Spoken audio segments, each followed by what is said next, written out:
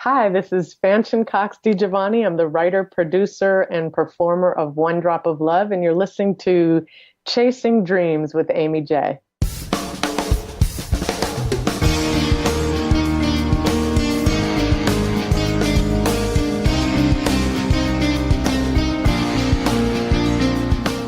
Welcome to Chasing Dreams podcast with Amy J. Amy believes that realizing a life without regrets is achieved by taking chances, chasing your dreams, making moves, and overcoming your doubts. The Chasing Dreams podcast will help you overcome life's obstacles, believe in your potential, and inspire you to face your fears. And now here's the woman who is passionately pursuing her dreams, Amy J. Hey Dream Chasers, this is Amy J, and thank you so much for tuning in to episode 128 of Chasing Dreams. Today's episode is sponsored by our Patreon campaign supporters. Thank you all for supporting my mission to inspire, equip, and empower people to chase their dreams. You can find all about our supporters over at amyj21.com/supporters. Thank you once again, guys. In honor and recognition of Black History Month, we are continuing our journey. I have an amazing dream chaser today to introduce. She is Fanshen Cox DiGiovanni. She's an award-winning playwright, actor, producer, and educator. Fanshen is currently touring the one-woman show she wrote and performed in, One Drop of Love. One Drop travels near and far in the past and present to explore the intersections of race, class, and gender in pursuit of truth, justice, and love. The show is produced by Cox DiGiovanni, Ben Affleck, and Matt Damon. Fanshen has been featured in the New York Times and on NPR as a spokesman on using the arts to explore racial identity. She's a very busy woman, but has graciously taken time out of her day to come and talk to us today. And I am so honored. Fanshen, welcome to the show. How are you doing? Oh, thank you so much. I'm doing great now because I'm getting some inspiration from you and from your show and what you do. And sometimes you just need that. I need that today. We are all just trying to do our best, right? And sometimes even when we're at our best, we need that reminder to keep going. Absolutely. Well, you are doing some amazing things. And so before we get into what you're doing currently, let's rewind back to younger Fanshen. Okay. When you were young, what was the plan? When you were like in high school, what were you thinking? I want to be a doctor, a lawyer, or did you have any thoughts? I have known that I was going to be an actor since I was 9. So I played the fairy godmother in The Nutcracker in my bilingual elementary school.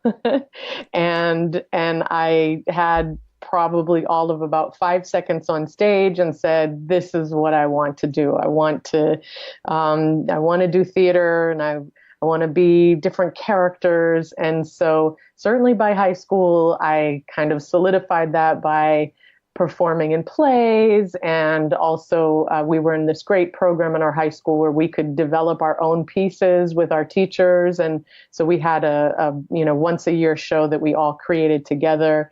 And so I've known that I wanted to do that. And then fortunately, at some point, I also realized that in order to really tell the stories I wanted to tell as an actor, I would have to learn how to write and produce. So I don't know if I recognized early on that I wanted to do that as well, but I've certainly learned since then that those are important skills to have. So I'm curious because, a lot of people have dreams when they're young and doesn't always pan out as they get older.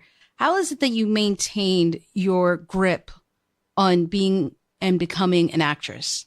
Oh, such a great question, because it may look like, oh, well, she declared it when she was 9, yeah, and she just had a straight path, and that's right. And that's deceptive because since then, in fact, even after high school, I started off as a theater major. I went to the University of Michigan and was a theater major, but I found myself drawn to Spanish. I was taking Spanish classes, and I just fell in love with the language. And the next thing I knew, I had dropped my theater major and became a Spanish major. And then a couple years later, I think my first inkling was, I know I still want to be an actor, but I think I need some kind of backup, just, or even to just kind of so that I don't starve while I'm, getting rejected until I get that big break. Mm-hmm. And someone recommended teaching, education, that it was a kind of a great way to have a consistent job. And that's all I thought of it at the time. Okay, great.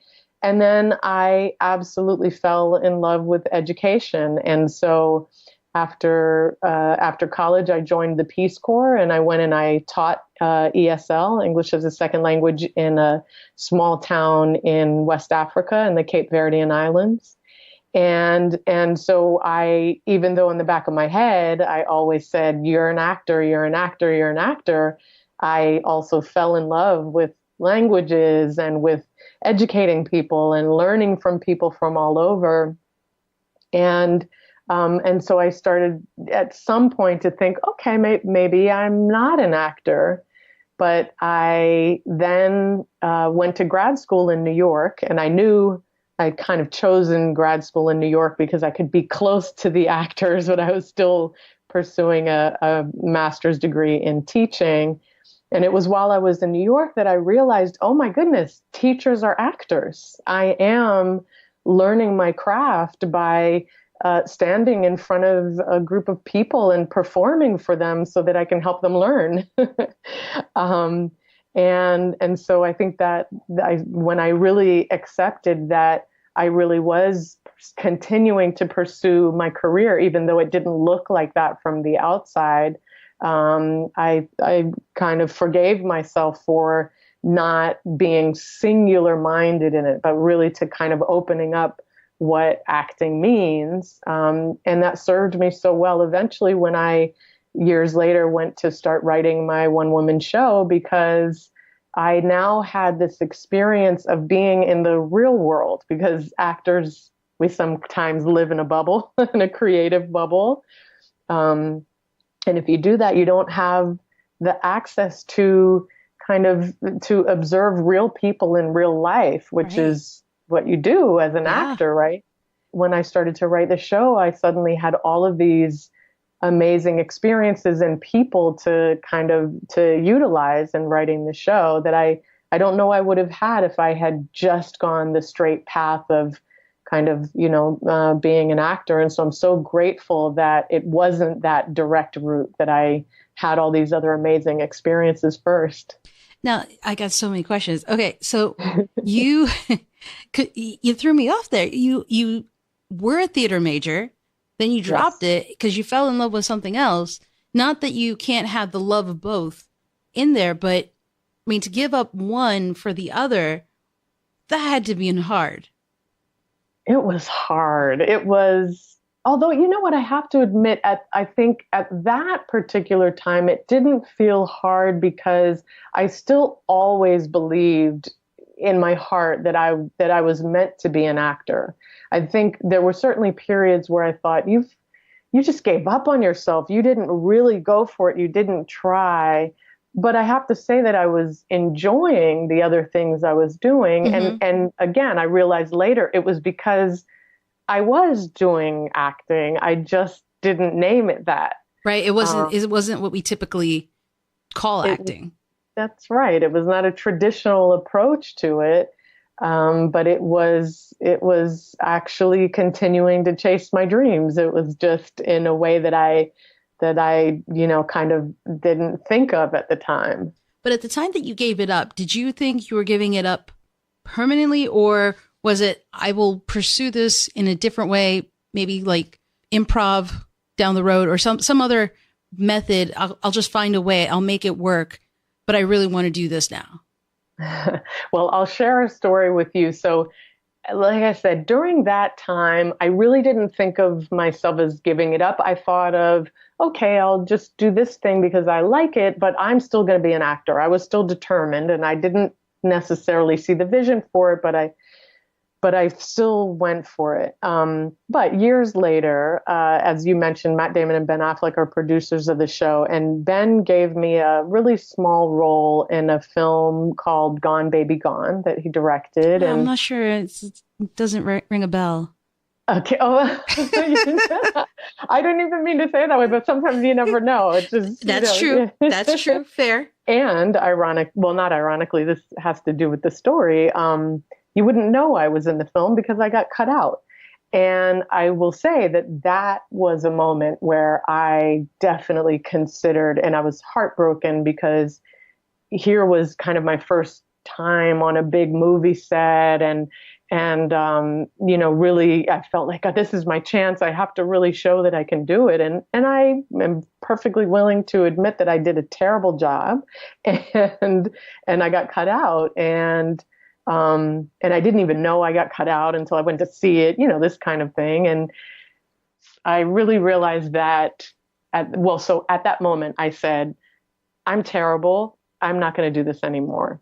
Oh, I can see how you'd feel that way. Yes. Yeah. Yes, absolutely. It's very powerful. I'm quitting. It was the only time in this career that I said that I really thought about just quitting. I'm not good enough, and I completely wasted this opportunity, and I'm going to leave. And so I started actually applying for tenured positions as a professor, and I thought I loved teaching, but I'm not going to be an actor. I'm going to be a professor. And fortunately, what happened was, as I said, I started to learn other pieces of the craft. So I started to learn how to write and produce, and therefore I could now create a world as opposed to someone else creating it for me. And so then I already had this understanding of the characters and the story, and I did such a better job of acting in my own work than I had done on that set.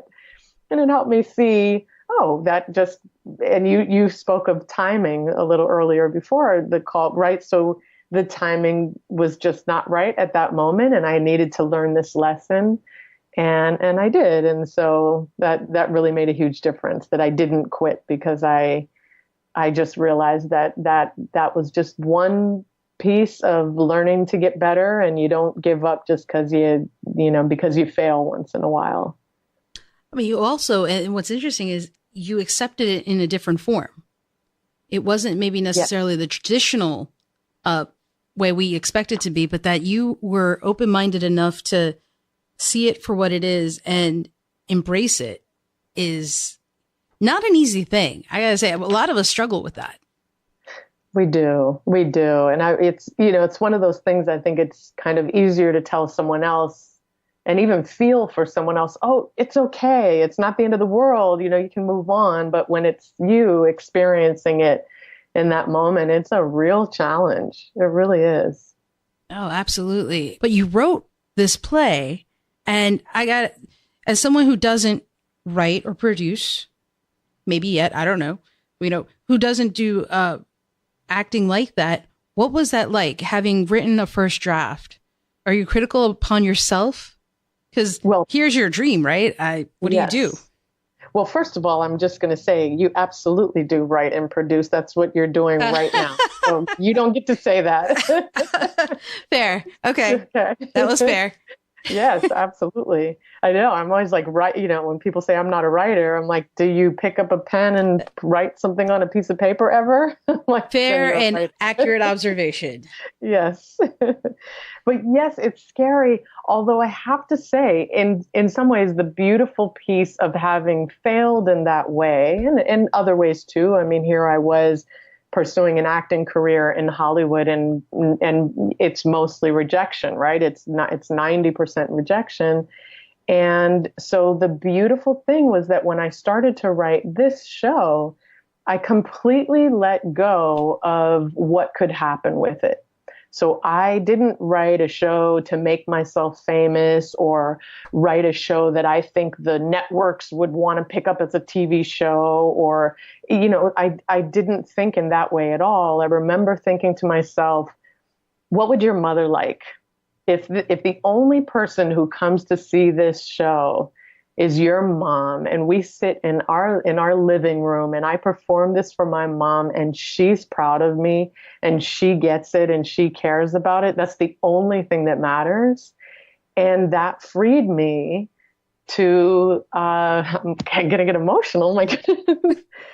really freed me to tell my full truth and to make something compelling that I don't think I otherwise would have made if I'm in Los Angeles. Forgive me for that ambulance if you can hear it in the background.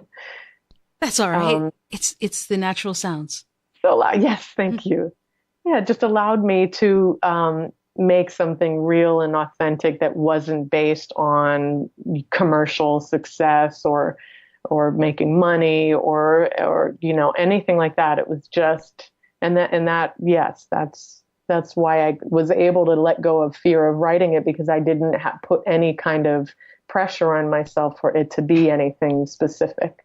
And see, what I love about it, and what I love about what you're saying is, this is 2018. My theme for the year is Just Be You. And, Oprah Winfrey at her speech at the Golden Globes, amazing, living your truth. That's what you're doing. Yeah. Exactly it. But I got to say, it's not an easy topic that you've picked. Can we talk about that just for a little bit? Sure.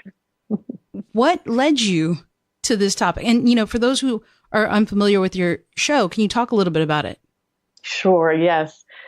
So One Drop of Love, this is always interesting because some of your audience will know right away what I mean when I say the words one drop, right? Mm-hmm. And others may not know the history, but one drop refers to the one drop rule, which is that if you have one drop of black blood, you are black.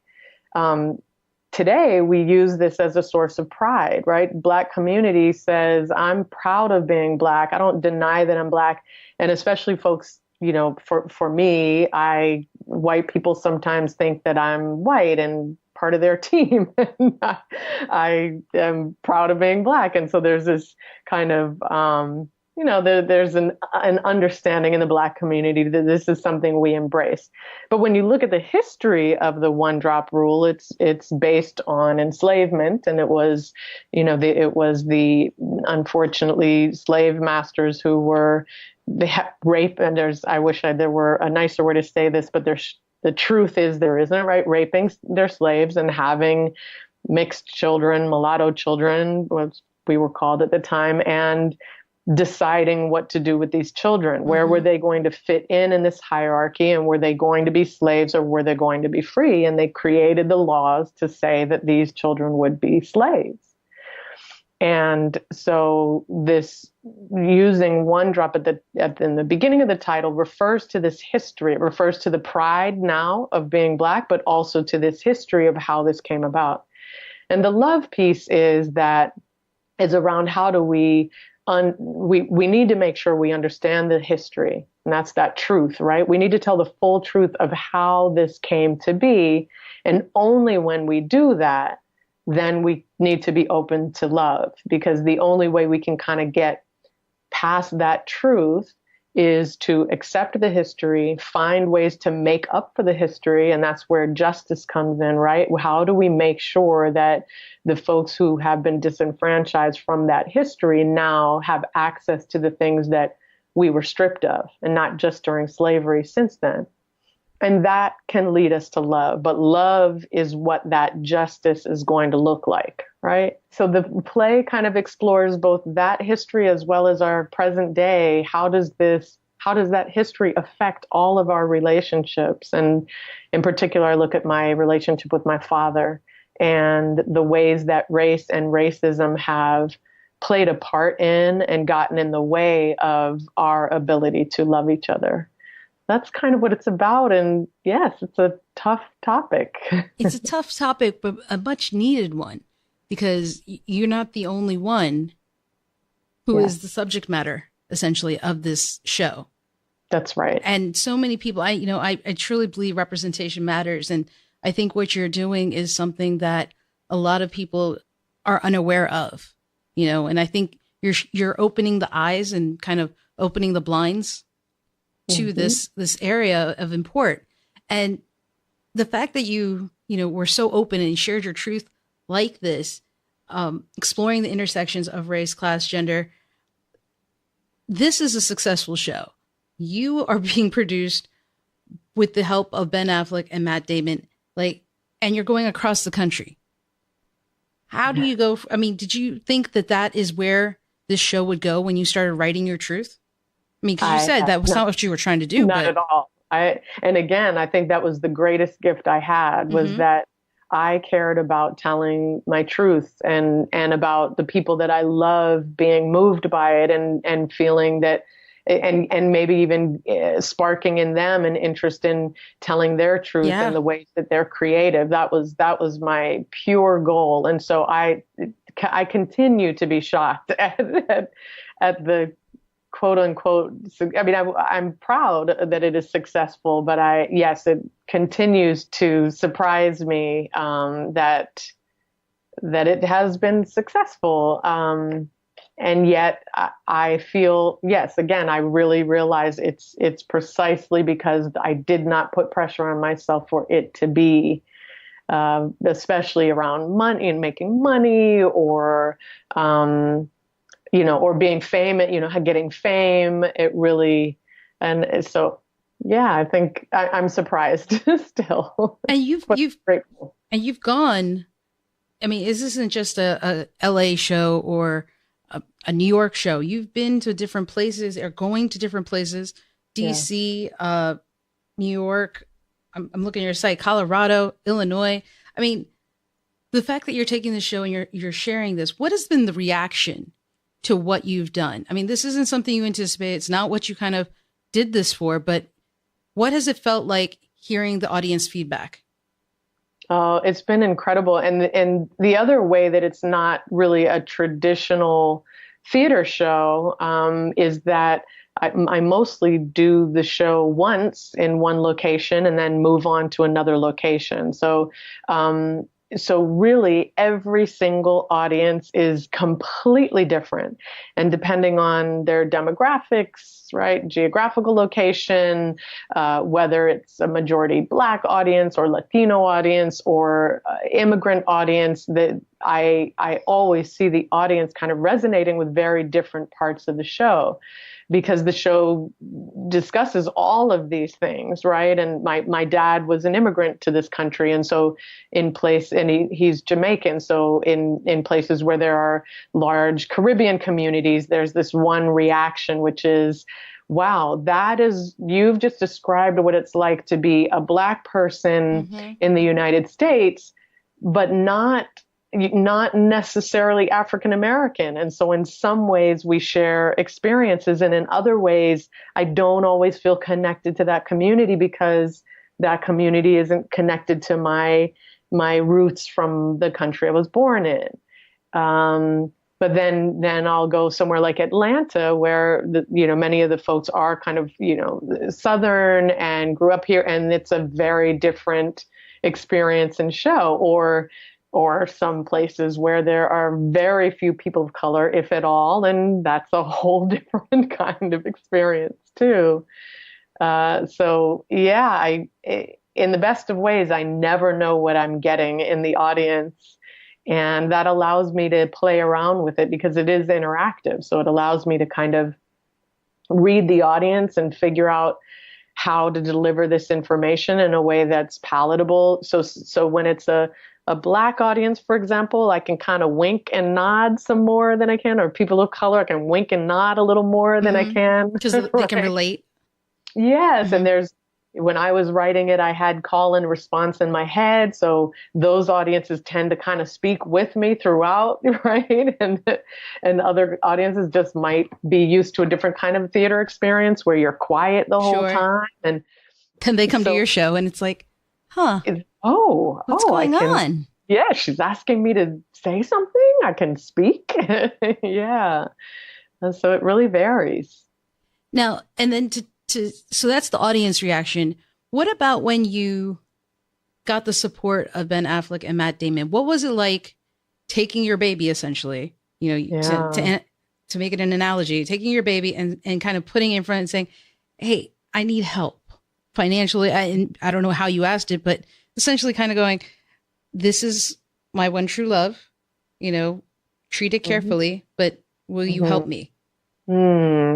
That's been an interesting process. So I grew up with them, and that's why we have the relationship. And And they found out about the show from a Facebook invite. I think I just I don't even remember who all I was tagging or whatever when I was doing my debut show, and I didn't think that they'd respond, but they did, and they came, and it was so great for me because it was the first time in my acting career that I didn't go to them to ask to be in something they were doing. I just said, please come see this thing that I'm doing. And they responded right away. This is great. This is important. We care about this. We want to be involved. So that was very fortunate that I didn't have to be in the position of asking. But again, I'll just go back to reiterate, that is because I didn't care. Right? I wasn't doing it to get their support or anybody else's. I was just telling the truth. And meanwhile, like I said, I had been in their films, got cut out, or, all of these asked to be asked to do other things, sent them scripts that were very much what I thought the industry wanted, and I didn't get responses back. So here finally was this thing that I got to say, hey, if you want to come show up. And then so they saw that I had done the work on my own. I was not asking them to help me do the work. And I think that was a really, integral part of building a relationship where I had the say. It was my story and I got the agency. So and it's interesting you say that, in that you have sense, whether it's Ben Affleck or basically your friends, right? Or just people, to take it to them and not necessarily get the positive reaction. It doesn't really work. It's not necessarily your baby that you've given your all to and that you've selflessly kind of devoted. And then here it is, you twist and you create something that you are so proud of that you're like, I'm doing this for me. Anything else is kind of gravy, so to speak. And then things start lining up. It's exactly it. And then ironically, in the beginning, it was great to have their names, and then they will acknowledge this as well. So I'm not saying anything that we don't all know. Then they started doing some things, saying and doing things publicly that are counter to the themes of the show, to the principles and values that I carry. And that I know they do because we grew up together in a community that's very progressive and very community oriented. And so there have been some great important lessons there too around, hey, I see now you're maybe a different person than I thought you were when you signed on to do this show. And are you sure you want to keep having your name on this? And am I sure I want to keep having your name on this? Because these are in conflict a little bit.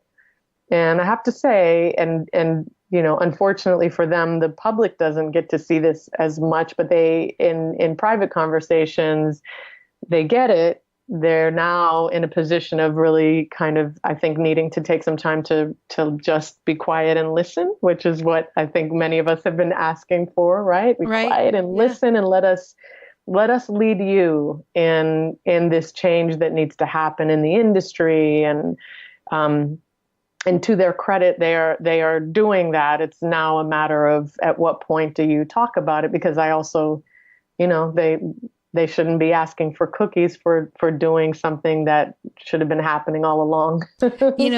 And that's, we could easily go down that road and have a long conversation about it. But the point I actually want to talk about, not going down that road, but the road of you had your dream supported. You actually took the chance to say, listen, I'm staying true to me. There's some kind of friction and ripples in the water here. You had that conversation. Like you weren't, again, and I think I know where this is going. You took the chance and risk of losing the support. Absolutely. Can you share why? I mean, again, I know why, but I want you to share why. Yes. I mean, here I found the blending of all the things that mattered to me. So I gave myself the opportunity as an actor. I gave myself the opportunity as a writer. I gave myself the opportunity as a producer. But more importantly, I created content that actually says something and actually has the goal of making change. And so it would be one thing if I had been on a soap opera and they were producers of the soap opera and they did things that were in conflict with this soap, and not to say anything bad about We're soap not knocking soap operas, guys. I'm not a big fan. Absolutely not. Yes. Right. But I mean, the social piece of it where you're really like putting yourself forward around social justice isn't necessarily there. And so that would have been different. But I purposefully created a piece that educates and that brings people together and whose purpose is to help make change. And so anybody involved with that needs to be committed to that. And I didn't feel they were. And the thing I love about what you just said is that you stayed true to it. You didn't sacrifice, because, it would have been easy to just say, okay, I'm just going to turn a blind eye to the things you're hearing in the media about what they're doing, which, goes against the very nature and lessons that your show is trying to teach. Absolutely. It would have been easy to do that. And I think you would have devalued not only the show, but yourself. Absolutely. I mean, literally the last line of the show, not to give it away, so everybody, you still have to go see it. I'm like, yes, go ahead. The last line is about, it really states, we cannot hide from this. We must confront, if we want to change this, meaning the system, right? The system that disenfranchises women and LGBT and people based on class and race. And if we want to change this, we must confront it. And so who would I be to just pretend that everything was fine? I'd be a complete hypocrite. Both, as you said, internally, I would question my own principles and values. I certainly would not feel comfortable continuing to do the show and make this grand statement unless it were, true, that I felt it. I mean, even as an actor, the audience knows when you're lying, right? The camera knows when you're lying. And so I could not pretend that was not part of, I had to have the conversation and also push towards there being change. There was no other choice. I think it's very important that everybody hears what she's saying, listen to what she's saying, because I think that's something in today's society, we're finding ourselves faced more and more with that kind of a decision to make. Do I turn a blind eye, or do I stay true to what I know is right? Because like you said, we shouldn't be giving out cookies for things that we should be doing already. Exactly. Because you're a human being. You don't get an award for being right. This isn't a participation prize. That's right. Everybody should do it. But Fanshen, before I let you go, there's two questions I have. One, are you doing this full time? Are you working on One Drop of Love full time, or are you juggling a day job and this adventure? So the good news is what came out of our very tough conversations with Matt and Ben, is that my full-time job is working at their production company to make sure, or at least to do my part as much as I can, to make sure that we are hiring and casting the way that we cast and the types of projects that we do out of their production company called Pearl Street Films, that they represent what the world looks like. Now, I don't always get to do everything I want to do, but little by little, the world shows them that even from a business standpoint, that's important to do. And so that is my full-time job, is to do development at their production company. And One Drop has also led to my being called in to do workshops on diversity, inclusion, justice, and equity work. And so, so I do all of those things. And again, fortunately, they're all things that are really important to me and that I love. And that's fantastic, because I feel like, and feel free to correct me if I'm wrong, this came about with you living your truth, just being you. It would not have happened if I hadn't picked up the phone after an episode of Project Greenlight and said, So yes, I mean, one drop would have happened anyway, but my current job and yes, it would not have happened if I hadn't said, no, these are my principles and values. I have to maintain them in everything I do. And yes, you're absolutely right. It wouldn't be happening. Let me ask you one last question. This is a new year. It's February 2018. It's the year where people should just be themselves, right? Mm-hmm. Here they are. They want to chase a dream. What is something you would recommend that they do today to do that?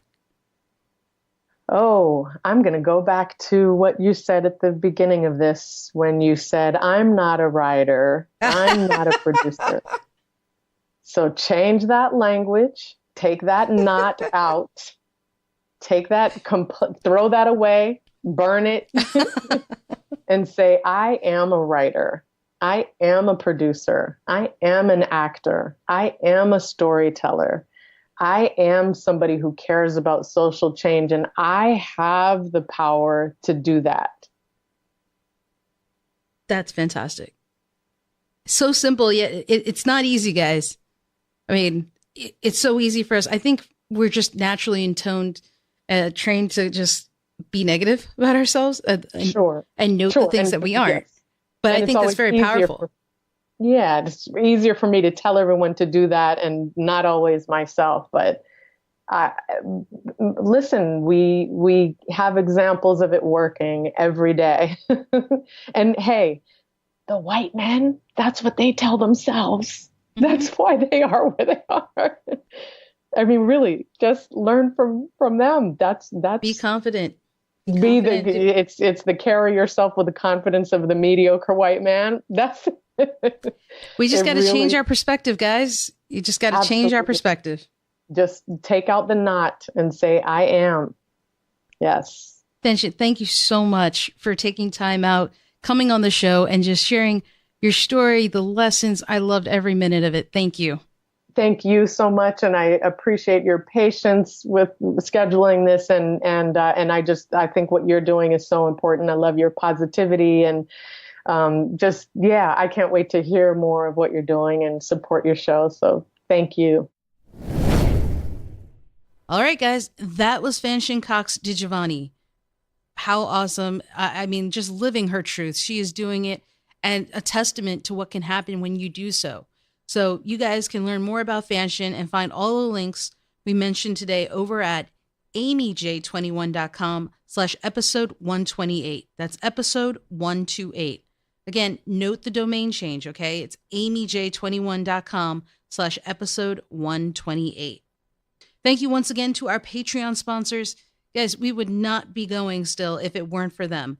If you'd like to learn more about our Patreon campaign or donate yourself, please visit amyj21.com/Patreon. Every little bit helps, and it is so appreciated. All right, guys, until next time, keep chasing. Thank you so much for listening to Chasing Dreams. Amy would love to connect with you and hear all about your pursuit of chasing your dreams. Connect with her on Facebook, Twitter, or Instagram via @ChasingDreamsHQ. Or you can find Amy on Twitter @AmyJ21. That's AIMEEJ21. Be sure to visit headquarters over at ChasingDreamsHQ.com for more inspiration, motivation, and resources to help with your own dream chase. We hope you'll join Amy next week, and until then, keep chasing.